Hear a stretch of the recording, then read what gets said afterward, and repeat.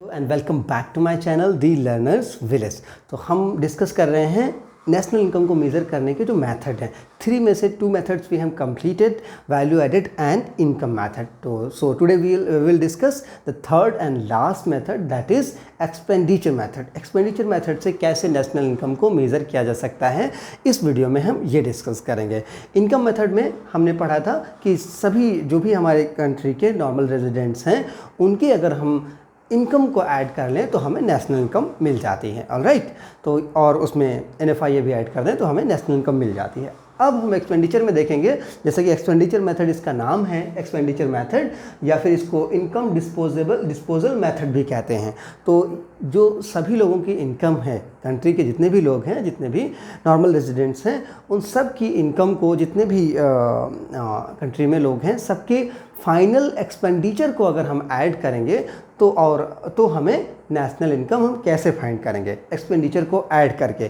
तो ये एक्सपेंडिचर जो है उसको क्लासिफाई किया गया है on the basis of 4 sector. जो 4 सेक्टर्स हमने पढ़े हैं इकोनॉमी में, 3 सेक्टर्स नहीं बल्कि 4 सेक्टर्स। 4 सेक्टर, 3 सेक्टर मतलब प्राइमरी, सेकेंडरी एंड टर्सरी, वो वाले सेक्टर्स नहीं, बल्कि हमने जो चैप्टर 1 में पढ़ा थे कौन से 4 sectors, house hold sector, private sector, government sector and external sector. तो इन चारों का जो फाइनल एक्सपेंडिचर होगा अगर हम उसे ऐड कर लेंगे तो हमें नेशनल इनकम NFIA ऐड करके हमें मिल जाएगा। ऑलराइट, कुछ चीज़ें उसमें प्लस माइनस करनी पड़ेंगी तो हम नेशनल इनकम ऐड कर पाएंगे, फाइंड कर पाएंगे। ऑलराइट, तो फर्स्ट ऑफ ऑल हम देखेंगे कि ये एक्सपेंडिचर कौन कौन से हैं या फाइनल एक्सपेंडिचर के कंपोनेंट कौन कौन से हैं। ऑलराइट, तो ये फाइनल एक्सपेंडिचर के जो कंपोनेंट है वो 4 हैं, ओनली 4। और ये 4 क्या है, वो 4 जो सेक्टर्स हैं हमारे, ठीक है, उन्हीं से मिलकर बने हुए हैं, उन्हीं से डिराइव हुए हैं। पहला क्या है कंपोनेंट्स ऑफ फाइनल एक्सपेंडिचर में, पहला है प्राइवेट फाइनल कंजप्शन एक्सपेंडिचर। ठीक है, प्राइवेट मतलब हाउस होल्ड, फाइनल एक्सपेंडिचर और फाइनल कंजप्शन एक्सपेंडिचर। ओके, तो यहाँ पे क्या है, जितना भी प्राइवेट फाइनल कंजप्शन एक्सपेंडिचर का मतलब जितने भी हम सारे लोग हैं, जितने भी लोग हैं कंट्री में, उनका जो कंजप्शन एक्सपेंडिचर होगा, उनका जो फाइनल कंजप्शन एक्सपेंडिचर होगा, उसका सम टोटल क्या होगा, ऐड किया जाएगा नेशनल इनकम को फाइंड करने के लिए। तो क्या है, देखिए यहाँ पे, it refers to expenditure incurred by household, private non profit institutions serving household on all type of consumer goods. ठीक है, तो इसका क्या मतलब हुआ कि जितने भी लोग हैं उनका final expenditure, consumption expenditure and कौन से, private non profit institutions. Private non profit institutions का मतलब जो प्रॉफिट इंस्टीट्यूशंस हैं वो क्या है, प्रोडक्शन यूनिट्स हैं, लेकिन कुछ ऐसी इंस्टीट्यूशंस भी हैं जो प्रॉफिट मोटिव से काम नहीं करते हैं। ऑलराइट, जैसे कि बहुत सारे NGOs होते हैं, बहुत सारे ऐसे इंस्टीट्यूशन होते हैं जो प्रॉफिट मोटिव से नहीं बल्कि लोगों की हेल्प करते हैं। फॉर एग्जांपल, जैसे आप देखेंगे कि विंटर्स में लोग कुछ संस्थाएं हैं जो क्या करती हैं, कंबल बांटती हैं, या फिर आप देखोगे गर्मियों में बहुत सारी इंस्टीट्यूशंस हैं जो पानी पिलाते रहते हैं स्टेशन पे या और सारी जगह। तो ये जो एक्सपेंडिचर है, इस पर जो एक्सपेंडिचर आता है, क्योंकि वहाँ पे हम लोग पेमेंट तो करते नहीं हैं, तो एक्सपेंडिचर में ऐड ही नहीं हुआ, तो उसको भी ऐड किया जाएगा। तो वो कहाँ से ऐड किया जाएगा, वो ऐड होगा private non profit institutions serving house holds on all type of consumer goods. जो भी कंज्यूमर गुड्स हाउस होल्ड्स को सर्व किए जा रहे हैं, क्योंकि हाउस होल्ड से वहाँ पेमेंट नहीं लिया जा रहा है, तो वो, लेकिन वो भी तो सर्विस या गुड कंजप्शन हो रहा है ना, पेमेंट नहीं हो रहा है, तो उस पेमेंट को हम कहाँ से फाइंड करेंगे, उस पेमेंट को हम फाइंड करेंगे नॉन प्रॉफिट इंस्टीट्यूशंस। जो भी इंस्टीट्यूशंस ये काम कर रहे हैं उनका हम देखेंगे कंजप्शन एक्सपेंडिचर या फाइनल कंजप्शन एक्सपेंडिचर क्या है। ऑलराइट, तो ये चीज़ें, ये हो गया private final consumption expenditure. Next क्या है, नेक्स्ट देख लीजिए, government final consumption expenditure. Government final consumption expenditure का मतलब ये है कि प्राइवेट तो हो गया, लेकिन गवर्नमेंट भी बहुत सारा एक्सपेंडिचर करती है। गवर्नमेंट किस पे एक्सपेंडिचर करती है, रोड बनाती है, हॉस्पिटल बनाती है, स्कूल्स बनाती है, लॉ एंड ऑर्डर मेंटेन करती है, डिफेंस सर्विसेज अवेल कराती है। लॉ एंड ऑर्डर का मतलब हो गया कि पुलिस स्टेशन जो चल रहे हैं, ठीक है, उसमें बहुत पैसा खर्च होता है गवर्नमेंट का। तो जैसे आपको सर्विस क्या मिलती है, सिक्योरिटी की सर्विस मिलती है। अगर कोई प्रॉब्लम होती है, आप जा कर के रेलवे स्टेशन, पुलिस स्टेशन में FIR दर्ज कराते हो, शिकायत करते हो, तो ऐसा तो है नहीं कि वो आपको सेल करते हैं कि एक FIR के 100 रुपये, 2 FIR के 400 रुपये। तो वहाँ पे आपको सर्विस मिल रही है लेकिन आपका कुछ एक्सपेंडिचर नहीं हो रहा है, कंजप्शन एक्सपेंडिचर नहीं हो रहा है, फाइनल कंजप्शन एक्सपेंडिचर नहीं हो रहा है। तो इसलिए वो सर्विस आप यूज़ कर रहे हैं लेकिन वो सर्विस प्रोड्यूस हुई है तो कुछ खर्चा आया है ना गवर्नमेंट का, तो वहाँ क्या करते हैं कि गवर्नमेंट का भी फाइनल कंजप्शन एक्सपेंडिचर ऐड किया जाता है, ठीक है। या रोड बन रही है या फिर हॉस्पिटल, इस तरह की जो भी खर्चा होता है गवर्नमेंट का, गवर्नमेंट फाइनल कंजप्शन एक्सपेंडिचर, उसको गवर्नमेंट फाइनल कंजप्शन एक्सपेंडिचर में लाया जाता है, like defence, law and order and education etcetera. Okay, तो ये हो गया। और यहाँ पे ये स्टूडेंट्स ये याद रखना, जैसे मैंने कहा कि रोड कंस्ट्रक्शन नहीं आएगा, कंस्ट्रक्शन नहीं आएगा, वो बाद में आएगा, हम उसको पढ़ेंगे। ऑलराइट, यहाँ पे केवल सर्विसेज की बात हो रही है, ठीक है, जो भी सर्विसेज पे वो कंजप्शन एक्सपेंडिचर करती है गवर्नमेंट। ओके, नेक्स्ट आ जाइए। नेक्स्ट देखिए, gross domestic capital formation, gross domestic capital formation. अच्छा, इनको पढ़ते समय आप कैसे पढ़ोगे? प्राइवेट फाइनल कंजप्शन एक्सपेंडिचर अच्छे से आप पढ़ लीजिए, लेकिन याद कैसे करो? PFCE, और इसको याद करो GPCF, gross government final consumption expenditure, GFCE, government final consumption expenditure, government final consumption expenditure. Okay, and this is gross domestic capital formation which means GDCE, gross domestic capital formation. अब gross domestic capital formation क्या हो गई? ये कौन सा है? Third sector, जो कि क्या है? बिजनेस या प्रोड्यूसर सेक्टर, ठीक है। तो इसमें क्या है? Gross domestic capital formation. यहाँ पे जो भी कैपिटल फॉर्मेशन हो रहा है, कैपिटल फॉर्मेशन का मतलब जो भी मशीनें बन रही हैं, जो भी इस तरह की चीज़ें हो रही हैं, वो क्या होगा? कैपिटल फॉर्मेशन होगा। इसका देख लीजिए, it refers to the addition to capital stock of the economy. Economy के कैपिटल स्टॉक में जो भी एडिशन होगा वो कहलाएगा gross domestic capital formation.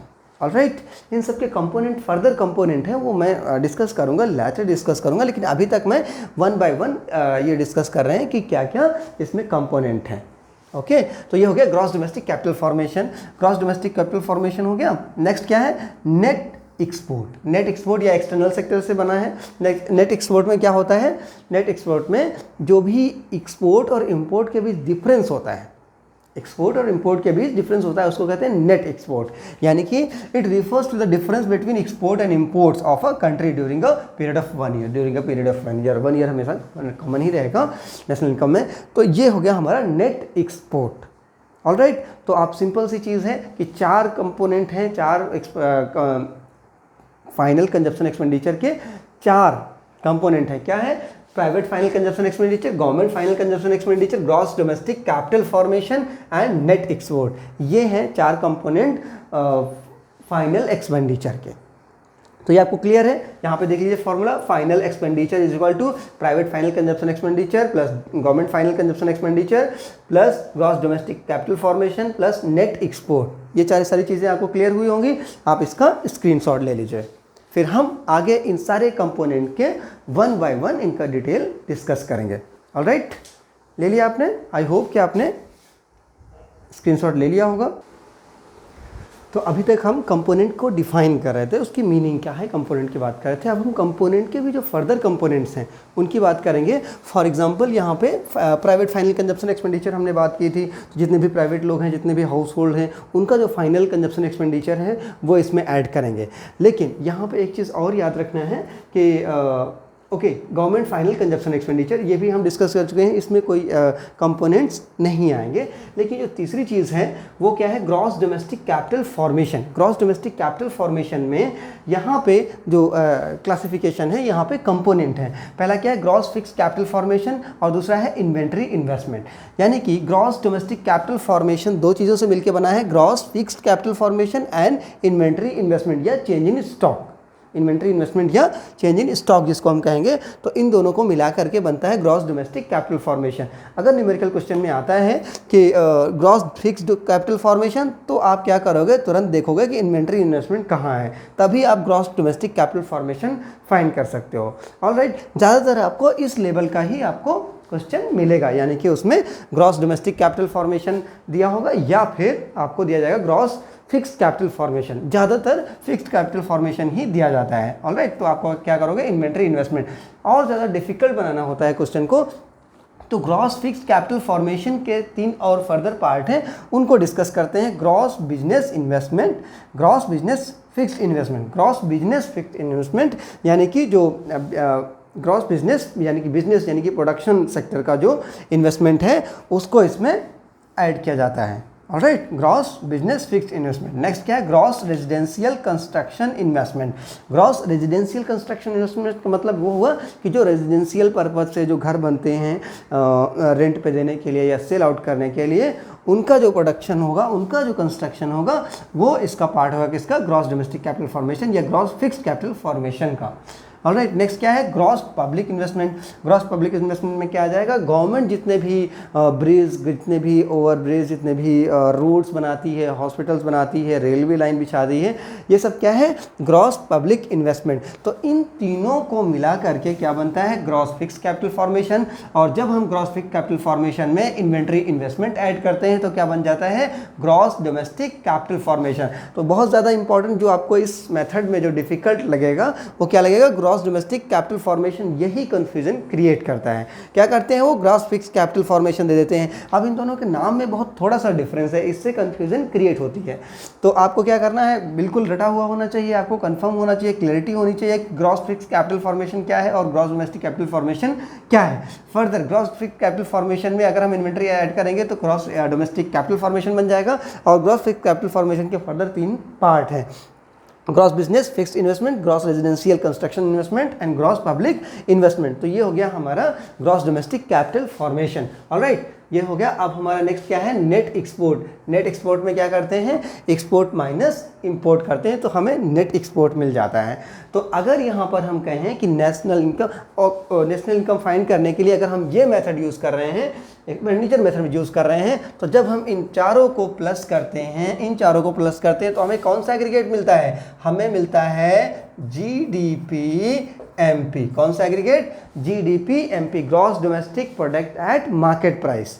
Alright, इन सबको जब हम ऐड करेंगे तो हमें जीडीपी एमपी मिलेगा। ये बहुत इंपॉर्टेंट है, आपको याद रखना है इस मेथड से हमें कौन सा एग्रीगेट मिलता है। तो आई होप कि आपको ये सारी चीज़ें, ये पूरा कॉन्सेप्ट आपको क्लियर हुआ होगा। अगर यहाँ पे सपोज एक आप देख लो कि suppose private final consumption expenditure 100 है, ठीक है, गवर्नमेंट फाइनल कंजप्शन एक्सपेंडिचर 200 है, gross domestic capital formation suppose हमने माना कि 300 है, alright, and net export is 100। तो आपका जीडीपी एमपी कितना हो जाएगा? यहाँ पे आप चेक कर लो, GDP MP is equal to private final consumption expenditure, government final consumption expenditure, gross domestic capital formation and net export. तो हो गया 100 plus 200 plus 300 plus 100, okay, plus 100 किया तो कितना आ जाएगा? 443 700। तो 700 हमारा हो जाएगा जीडीपी एमपी।